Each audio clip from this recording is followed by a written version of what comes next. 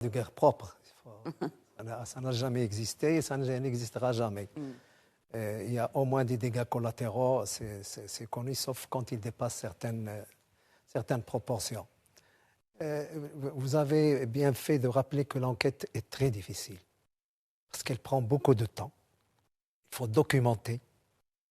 Et compte tenu, comme avait dit Simkawi, des arguments des uns et des autres, c'est compliqué de faire la part des choses. Sauf que la Cour pénale internationale préfère des enquêtes indépendantes. Il préfère des organisations non gouvernementales censées être impartiales. On connaît les ONG. Hein. Mais ils connaissent. Et la partialité de certaines absolument, ONG. Ils connaissent. Mais c'est toujours difficile. Mais dans les temps actuels, je pense que c'est beaucoup plus facile qu'avant. Qu'est-ce que cette indépendance? Qu'est-ce que vous appelez par une organisation indépendante? Ça veut dire de l'impartialité concernant des observations ou des enquêtes et des faits déterminés, corroborés par de la science, de la technologie, de la police scientifique, de la police technique. Vous savez, c'est devenu très facile. Je pense qu'en l'espèce, ça va être beaucoup plus rapide qu'avant.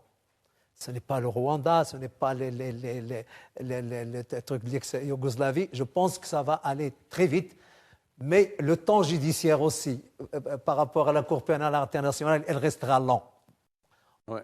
C'est vrai que la Russie, comme les États-Unis, ne font pas partie de ce protocole-là de la CPI, mais cela n'empêche le tribunal, la Cour pénale internationale, de déclencher des poursuites une fois que le chef d'État qui est censé être concerné ne soit plus au pouvoir. Au pouvoir, ben oui.